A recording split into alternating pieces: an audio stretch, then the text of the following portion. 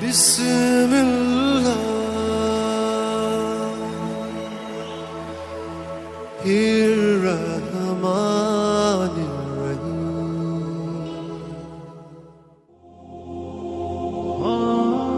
السلام علیکم میرے محترم عزیز دوستو۔ ایک بادشاہ کے دربار میں ایک اجنبی آدمی نوکری مانگنے کے لیے حاضر ہوا۔ اس سے اس کی قابلیت پوچھی گئی، اس کا ایجوکیشن پوچھا گیا تو اس نے کہا کہ میں سیاسی ہوں۔ سیاسی اسے کہتے ہیں جو سمجھا بجھا کر مسئلہ حل کرے، اور معاملہ فہم کو کہتے ہیں۔ انگریزی زبان میں وہ کونسلر تھا۔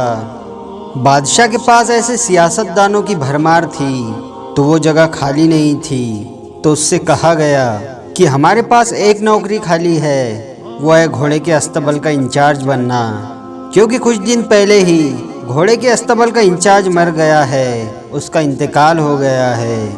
اگر آپ چاہے تو وہ نوکری آپ کو مل سکتی ہے، باقی ہمارے پاس دوسری نوکری نہیں ہے۔ وہ سیاسی مجبور تھا، وہ مان گیا تو اسے گھوڑے کے استبل کا انچارج بنا دیا گیا۔ کچھ دنوں بعد بادشاہ گھوڑے کے استبل کے دورے کے لیے گیا۔ اس نے وہاں جا کر اپنے سب سے عزیز، اپنے سب سے پیارے گھوڑے کے متعلق اس سیاسی سے پوچھا کہ بتاؤ یہ گھوڑا کیسا ہے، تمہیں یہ گھوڑا کیسا لگتا ہے؟ تو اس سیاسی نے جواب دیا کہ بادشاہ سلامت، گھوڑا تو اچھا ہے لیکن نسلی نہیں ہے، خاندانی نہیں ہے۔ بادشاہ کو بڑا تعجب ہوا۔ اس نے جنگل سے اس آدمی کو بلایا جس سے اس نے گھوڑا خریدا تھا۔ بادشاہ نے اس سے پوچھا کہ سچ سچ بتاؤ یہ گھوڑا کیسا ہے، اس کی نسل کیا ہے؟ تو اس آدمی نے کہا کہ بادشاہ سلامت، یہ گھوڑا جب پیدا ہوا تھا تو اس کی ماں مر گئی تھی، اس لیے یہ گائے کا دودھ پی پی کر اسی کے ساتھ پلا ہے اور اسی کے ساتھ بڑا ہوا ہے۔ بادشاہ نے اس سیاسی کو بلایا اور اس سے پوچھا کہ تمہیں کیسے پتا چلا کہ یہ نسلی نہیں ہے، خاندانی نہیں ہے؟ تو اس سیاسی نے جواب دیا کہ بادشاہ سلامت، جب یہ گھاس کھاتا ہے تو گایوں کی طرح سر نیچے کر کے گھاس کھاتا ہے، جبکہ نسلی اور خاندانی گھوڑا گھاس پکڑ کر اپنا سر اٹھا لیتا ہے اور پھر گھاس کھاتا ہے۔ بادشاہ اس سیاسی کی فراست اور اس کی سمجھداری سے بہت زیادہ متاثر ہوا، اور انعام کے طور پر اس سیاسی کے گھر اناج، پرندوں کا گوشت اور بہت سارا راشن اس کے گھر پر بھجوا دیا، اور ساتھ ہی ساتھ اس کو انعام کے طور پر ملکہ کے محل کا نگران بنا دیا، ملکہ کے محل کا ذمہ دار بنا دیا۔ جب اس سیاسی کو ملکہ کے محل کی نگرانی کرتے ہوئے، اس کی خدمت کرتے ہوئے کچھ دن بیت گئے تو بادشاہ نے اس سیاسی کو بلایا اور اس سے اپنی ملکہ کے بارے میں اپنی رائے مانگی کہ ملکہ کی خدمت کرتے ہوئے تمہیں کچھ دن بیت گئے ہیں، تم بتاؤ تم کو ملکہ کیسی لگی؟ اس سیاسی نے کہا کہ بادشاہ سلامت، اس کے طور طریقے تو ٹھیک ہے، لیکن آپ کو میں ایک راز کی بات بتاؤں، وہ شہزادی نہیں ہے، یعنی خاندانی شہزادی نہیں ہے۔ بادشاہ کے پیروں تلے زمین نکل گئی، اس کے ہوش گم ہو گئے۔ اس نے اپنے ہوش کو سنبھالا اور فوراً اپنی ساس کو محل بلایا۔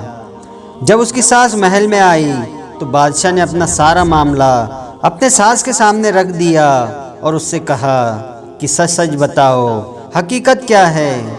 تو بادشاہ کی ساس نے کہا دراصل بات یہ ہے کہ تمہارے ابا حضور نے میرے شوہر سے بیٹی کی پیدائش پر ہی رشتہ مانگ لیا تھا، لیکن ہماری سگی بیٹی 6 مہینے کے بعد ہی فوت ہو گئی تھی، اس کا انتقال ہو گیا تھا۔ چنانچہ ہم نے تم سے تعلقات، یعنی بادشاہت سے قریبی تعلقات قائم رکھنے کے لیے کسی اور کی بیٹی اپنے گود لے لی تھی، اور جب وہ بڑی ہوئی تو تمہارا نکاح اس سے کر دیا۔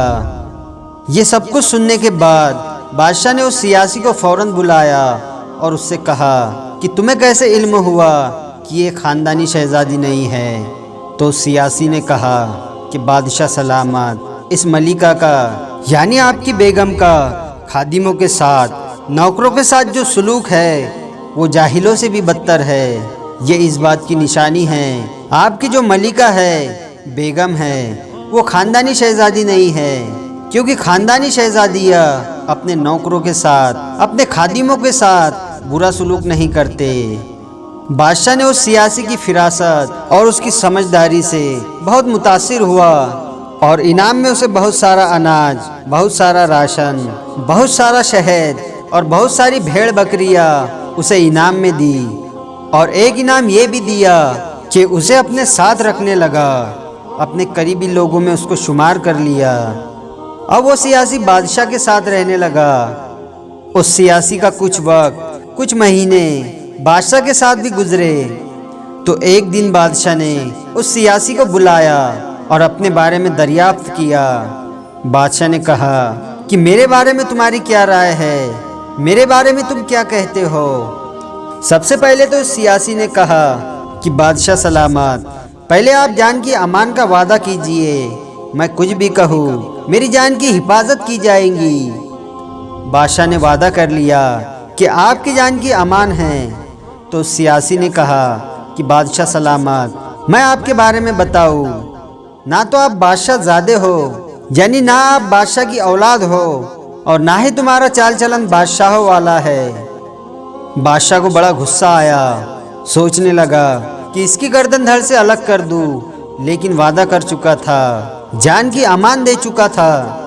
تو غصے میں اپنے والدہ کے محل پہنچا، اپنے ماں کے محل پہنچا اور اپنے ماں سے کہنے لگا کہ ماں سچ سچ بتاؤ میں کون ہوں؟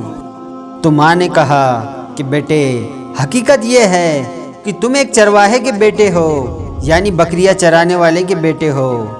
ہماری اولاد نہیں تھی، اس لیے ہم نے چرواہے سے لے کر تم کو پالا ہے اپنی گود میں۔